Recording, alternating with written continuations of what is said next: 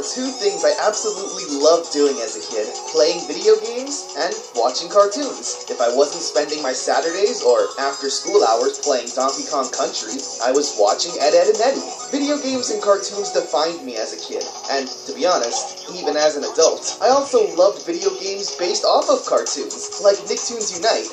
And, for the topic of today's video, cartoons that would reference video games. They always manage to bring a smile to my face, no matter how small the reference may be. It was the Mega Powers, two worlds colliding of my favorite things, so I'm going to show some love to my top 6 video game episodes in cartoons. Futurama was always one of those cartoons that I really wanted to get into, but never really could.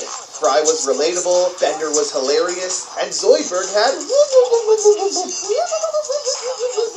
It had a really long run with many awesome and memorable episodes, one of them being the Anthology of Interest 2. In this episode, Professor Farnsworth invents a what-if machine, where you could ask this magical TV any question, and it would show you the outcome. That's quite the invention. I'm good at video games and bad at everything else. That's why I wish life were more like a video game. Can you put that in the form of a question?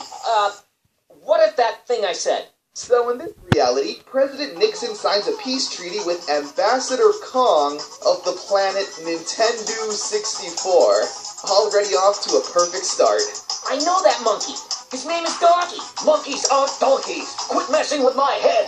However, not everyone is happy with this peace treaty, including Italy. War has rolled onto our laps, and they ruined our white pants of peace. It does, of course, turn out to be a trap for world domination.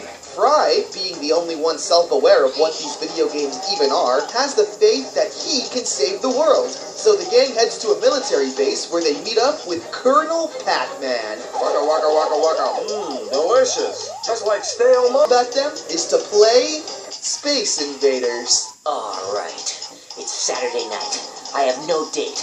A 2-liter bottle of Shasta and my all-rush mixtape. Let's rock. It's a really fun scene, and every gamer... Instead of shooting where I was, you should have shot at where I was going to be. So the world... You get this, Gem. Relatable. Regular Show, a Cartoon Network gem that actually managed to get me back into the network after years of... Destroy! Build! Destroy! Anyway, let's talk about the good. Regular Show, episode 19 of season 3. Video Game Wizards. Get ready, dude. This is the final fight. They do best. Playing video games and watching TV. Whoa! Grand prize for winning? It's the Maximum Glove. The Maximum Glove, which, bears a strong resemblance to the...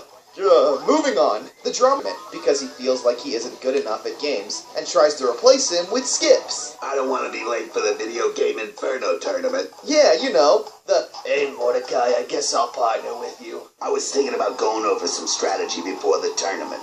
I can personally relate to this episode a lot, because I've always been the Rigby in this situation. Whenever there's been any kind of video game tournament that my friends have been into, like Call of Duty and whatnot, I've never been hot video games.